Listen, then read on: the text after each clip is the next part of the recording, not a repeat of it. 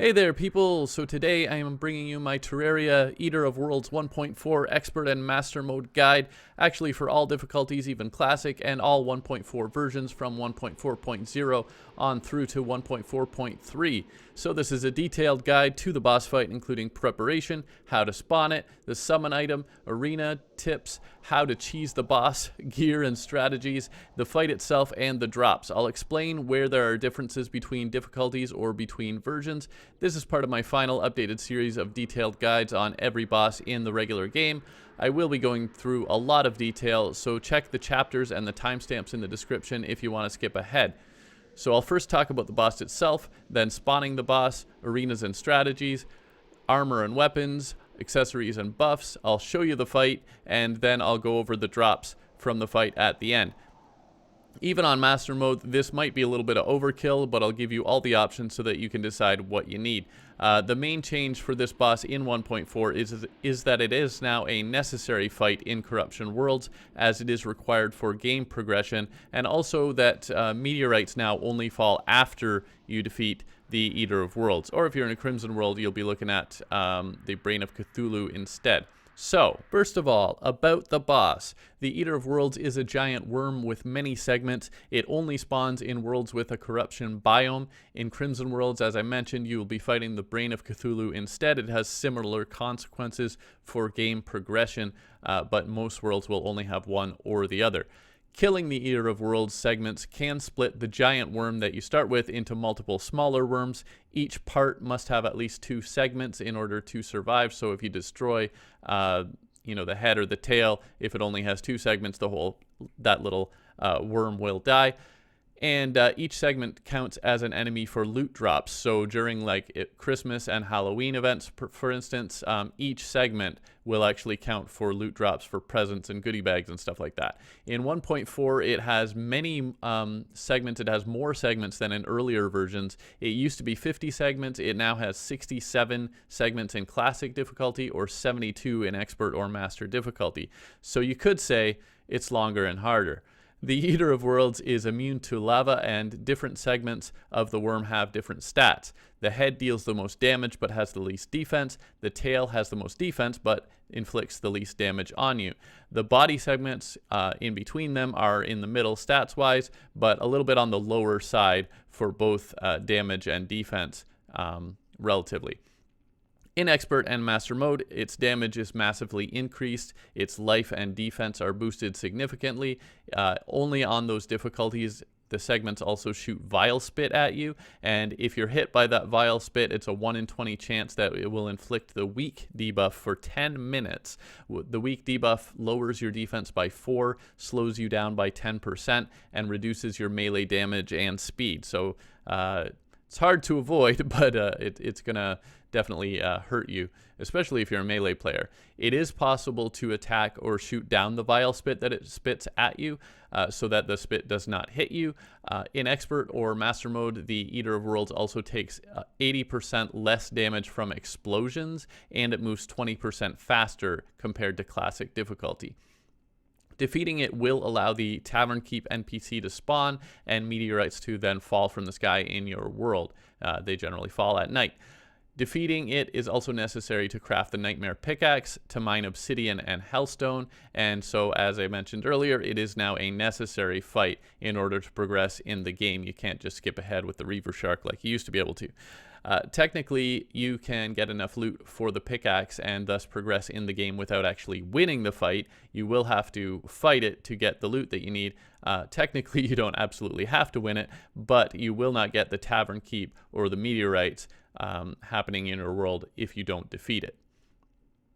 So next up, spawning the boss. The Eater of Worlds will only spawn in the Corruption, and it will despawn if it's outside of Corruption or the Crimson if you somehow have both.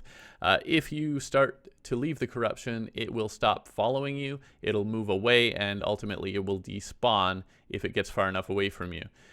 Normally, it spawns after breaking the 3rd shadow orb in the Corruption. You venture down, you find the glowing shadow orbs underground in the Corruption.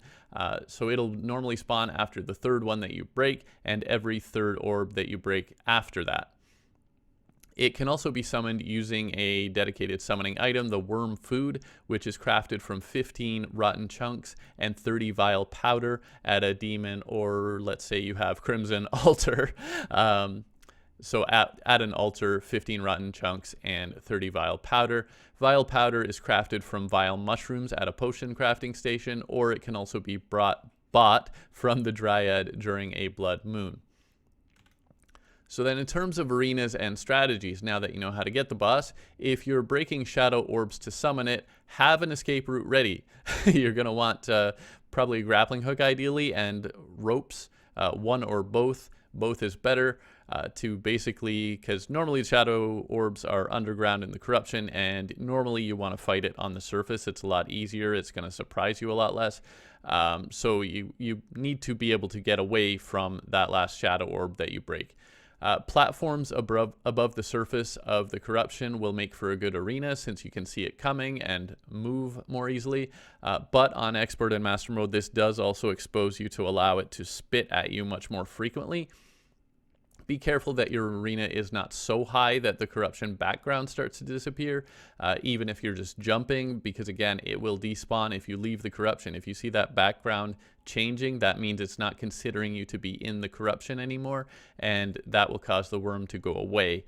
And if it goes away far enough, it despawns.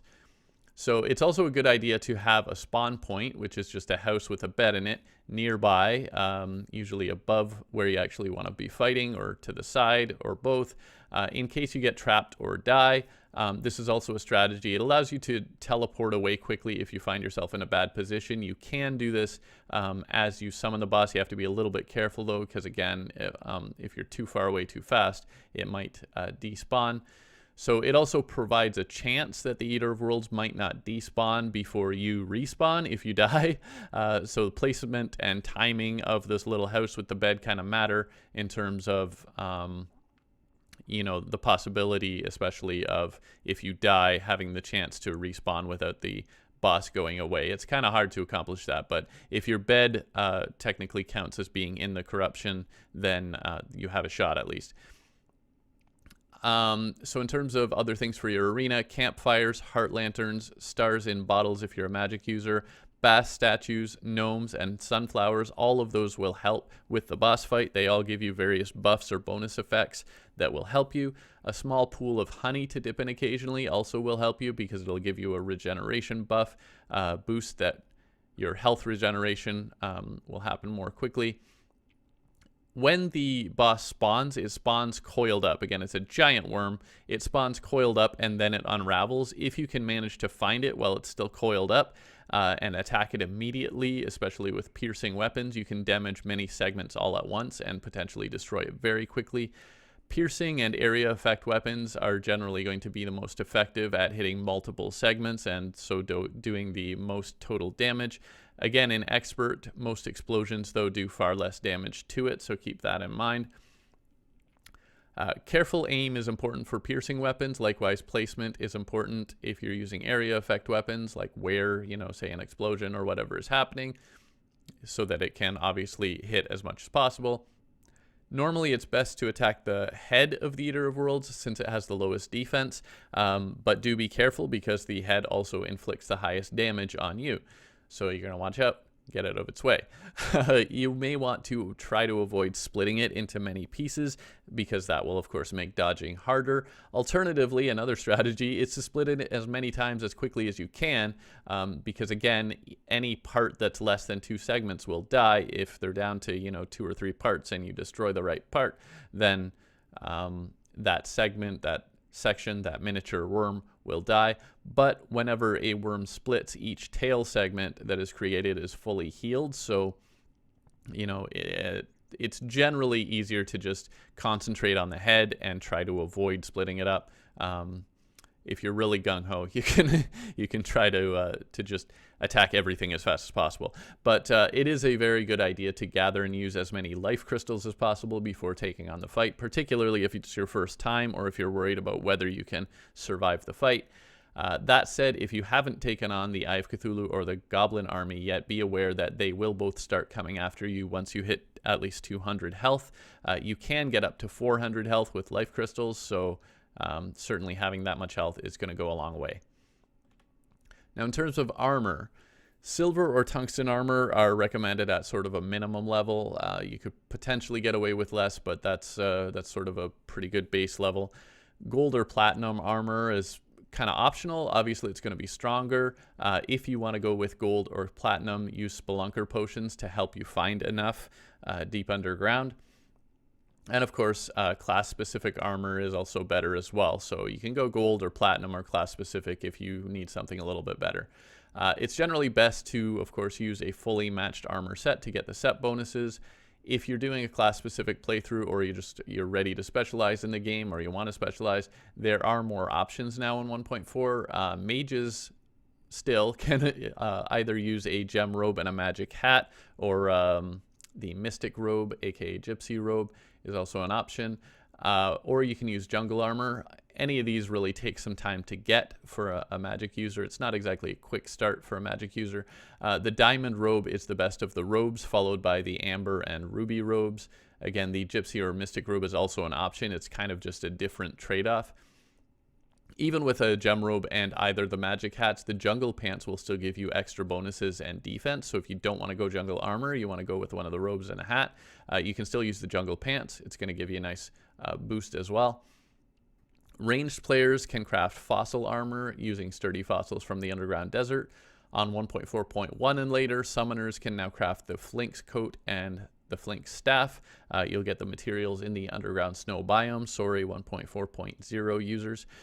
You can't do that, but everybody, well, its PC only has the later updates so far, but you console and mobile players, unfortunately, you don't have them yet as of this recording, but you will be getting them at some point, so maybe by the time you see this.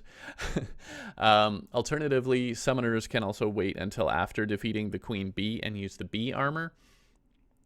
The only real melee-specific armor at this point in the game that's worth getting would be the Ancient Shadow armor, but it requires quite a lot of farming potentially to get that. If you are going to try to farm for Ancient Shadow armor, you have to do that in the Corruption, fighting the Eaters, and you might want a Gnome and anything else to boost your luck, the appropriate torches and that kind of stuff.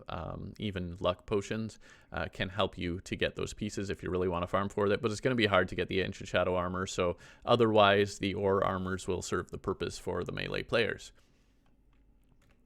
Now, in terms of weapons, I did mention a cheese strategy. The cheese strategy is to use spiky balls from the goblin army. Fight a goblin army first, get lots of spiky balls, and basically you want to throw spiky balls at its face. Even if you miss the spiky balls, you know, potentially they'll hit other segments, they'll fall on the ground, and even if they're just on the ground, they will damage it as it moves around in and out through the ground. So spiky balls are actually arguably the best weapon choice for this fight, which is kind of their only use. They're certainly their only really good use in the game. To further the cheese, if you want to cheese a little more, you can also fight at the edge of the biome, because if you cross the boundary into another biome, it will start to leave, and then when you come back into the Corruption, it will come back towards you. So if you time that just right and watch the icon of the boss on the map so it doesn't get too far away, you can manipulate that. You can manipulate the timing of the fight and, you know, get it to go away from you when you need it away and get it to come when you're ready to hit it again. And that allows you to avoid damage and heal up and that kind of stuff. Another easy option in terms of weapons is to use the best bow that you can get, which would be either the gold, platinum, or ideally the demon bow. And you want to use that with Jester's arrows or unholy arrows. Those are going to be your best ammo options for the fight. But in terms of class-specific weapons otherwise, for magic weapons, a gem staff, particularly the diamond staff, also the ruby or amber staffs, staves are good go-to options. The emerald staff even does have the auto fire and piercing that those previously mentioned ones have. So even the emerald staff is a big improvement over any of the lower ones, the sapphire or the amethyst, and so on, the topaz. Those ones are not going to be as good. So you want ideally diamond, ruby or amber are pretty good, pretty close, and emerald if that's the best you can do. Other magic options are the Vilethorn, can be very effective if you manage to get it. If you're lucky and get the Gray Zappinator, that is also an excellent choice. And if you're really desperate, it is also possible to go down to the Underworld and get the Demon Scythe. It's an incredibly powerful weapon for this fight, but it will be very hard to get. In terms of melee weapons, a strong, large sword or even a spear can work well if you're careful about the distance and the timing. Obviously, you don't want to get hit, but you do want to hit the worm. Can be tricky to pull off. To use that approach, try to get it as it's emerging from or retreating into the ground, especially vertically, because then it's not going to hit you so easily. This will be harder in Expert and Master mode because of that vile spit that it's going to be spitting at you. The Blade of Grass, though, will be a great choice if you're willing to go deep into the underground jungle to get the ingredients. Again, not easy to get, but it's one of the best melee weapons available at this point. Other strong or fast-swinging swords, such as the Katana or the Falcon Blade, can work well. Also, you may want to use a grappling hook if you're going to use this strategy to keep you from being knocked around. A grappling hook will hold you in place. You don't have a Cobalt Shield yet, probably. The chain knife or a good flail such as the Ball of Hurt can also do the job if need be. Flails can actually be very useful in Expert and Master mode because as long as you hold down attack, it's going to be rotating around you, and that will help to destroy most of the vile spit. Good yo-yo, particularly the Amazon, ideally with a counterweight and string, can also work nicely. Other projectile melee weapons can work well. The Star Fury and the Enchanted Sword. The Star Fury, particularly those stars, if you control where they land, you can control that with your cursor. And if those stars are passing through, a large stretch of the worm, you kind of want to angle it along the path that the worm is taking. You can do quite a lot of damage with that. Basically anything with the ability to hit multiple segments and or hit multiple times for good damage. So in terms of ranged weapons, again, spiky balls or a good bow are the best options, but other options can work. Even the flare gun, if aimed along the Eater of Worlds length, can do nicely because it lights it on fire. So if you basically, if it's going horizontally, shoot it horizontally along the worm. If it's coming vertically, try to get above it or something and shoot it straight down. Essentially, you want to shoot the flare gun along its length so that it hits many, many segments. And that actually can work surprisingly well. Might be one of the few uses for the flare gun in terms of an actual weapon. A harpoon can also work well, either by auto-firing it or by firing it over the top and pulling it back, because if you fire it over top and it drops and it comes through the worm, again, along its length, that's going to do a lot of damage to a lot of segments. Bone javelins made from sturdy fossils can also work due to the debuff. They're not going to hit a whole bunch of segments the same way, but it's a pretty good amount of damage. Other thrown weapons like shurikens, throwing knives, and javelins can work because all of those have the piercing capability to hit more than one segment. In classic difficulty, grenades can work well. Molotovs can work well on all difficulties, although the damage is also still reduced a bit. You can upgrade throwing knives to poison knives, which is going to give you a nice little damage boost and will add the poison effect. So if you're thinking throwing knives, upgrade them to poison knives. You can also use guns, but the available bullets that you have at this point in the game will only hit one segment at a time. So that is going to hamper their usefulness a bit. The mini shark can still be useful in Expert and Master mode, particularly because it actually fires so fast that you can shoot down that vile spit pretty quickly. Again, you can destroy it. If you are going to use a gun, silver or tungsten bullets will help to do some extra damage with all those bullet-based guns as well.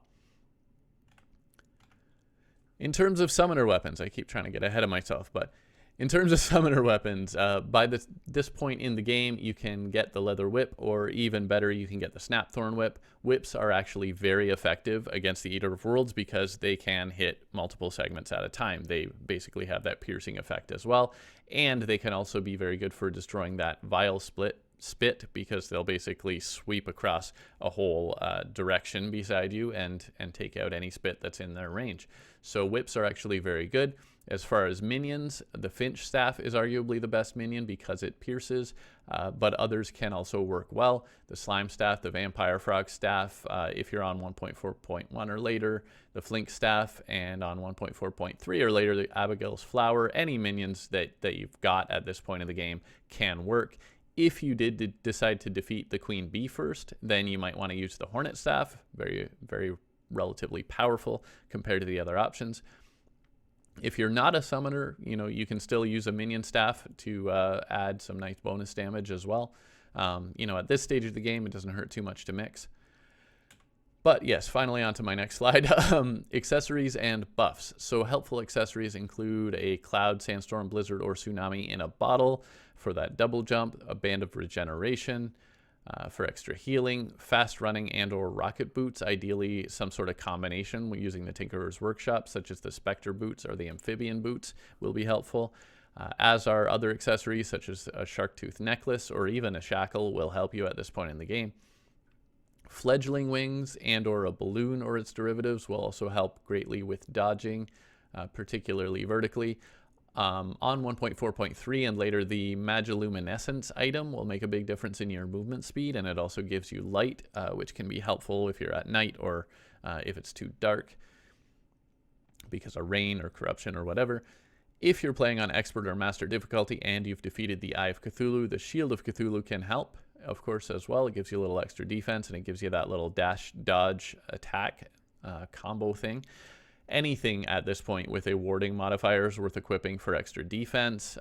Menacing or lucky accessories, it doesn't even matter what they are. They will still give you a boost to your damage output and help to end the fight more quickly if you have some free accessory slots and not enough otherwise useful things to put in them.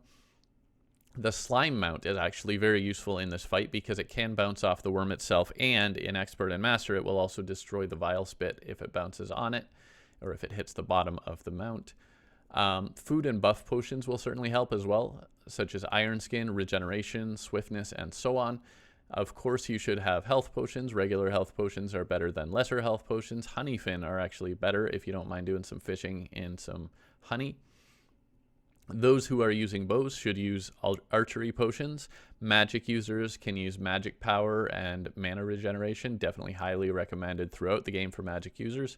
Hunter potions can also make it much easier, allowing you to see the Eater of Worlds while it is underground. You can see the segments and stuff.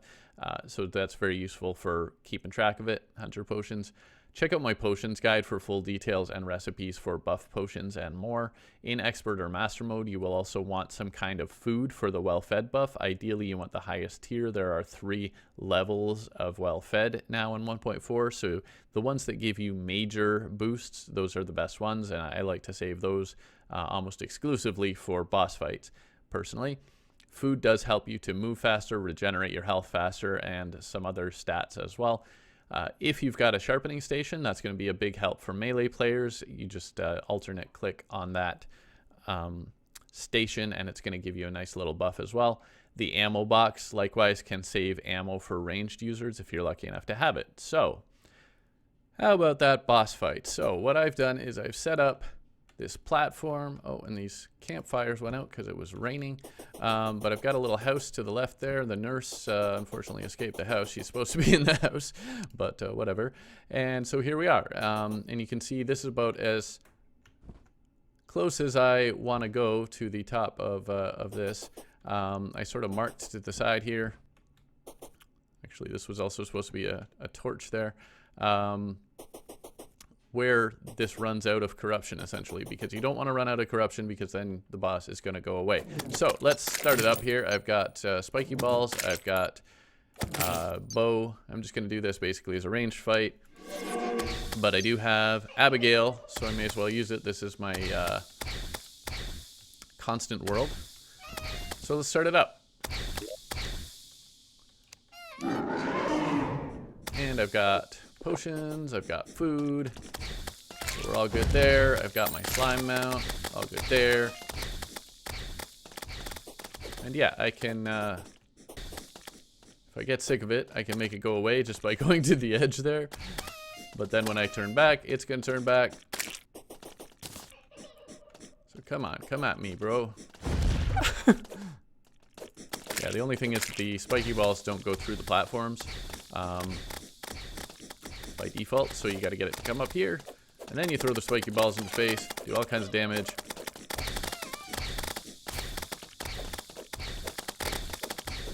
Which does kind of impair you trying to get it in the face, but, you know. Whatevs. There we go. You want to try to get it right there as it comes right up.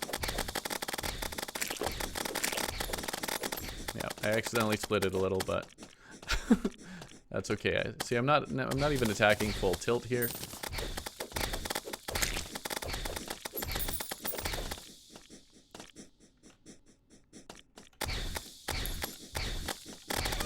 You'll notice there are multiple icons when you have multiple eaters.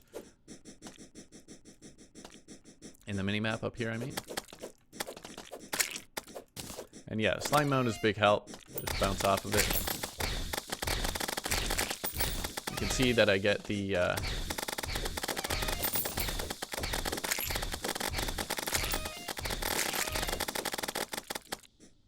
loot.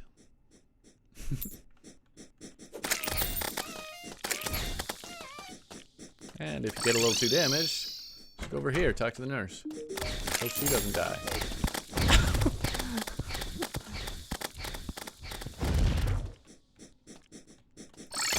Oops. Didn't need to do that. Gotta reselect your weapons though. I'll just show you though some other weapon options since I'm here. So there's the bow thing. That's pretty great. I did just go with ranged weapons, so you can see if I actually put my slime mount on, it's going to save me from a lot of that spit that's coming up from below. The angle does matter though. I'm actually not quite sure if it will get it if you're just sitting there. Oh, come on back, come on back. See, that's what happens. I almost lost the boss there. Because I bounced too high.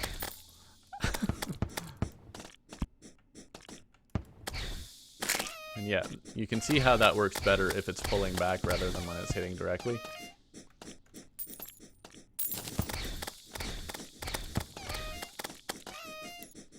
Anyway, if I'm not careful, I'm gonna die.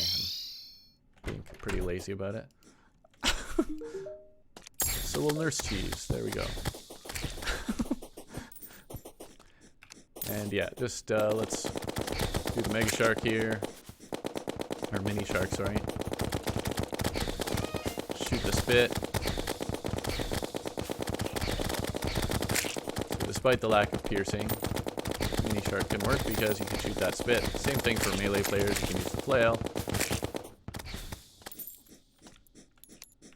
Why not? Let's try a musket. I'm not expecting much from the musket here. It's a powerful weapon, but that's another thing that technically you can, if you shoot it in the face, sometimes it'll kind of turn it back. Yeah, I don't really recommend the musket.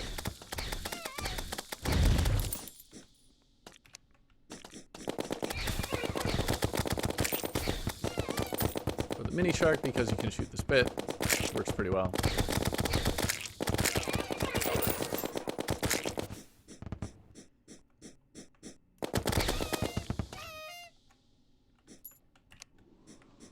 Still like the spiky balls though.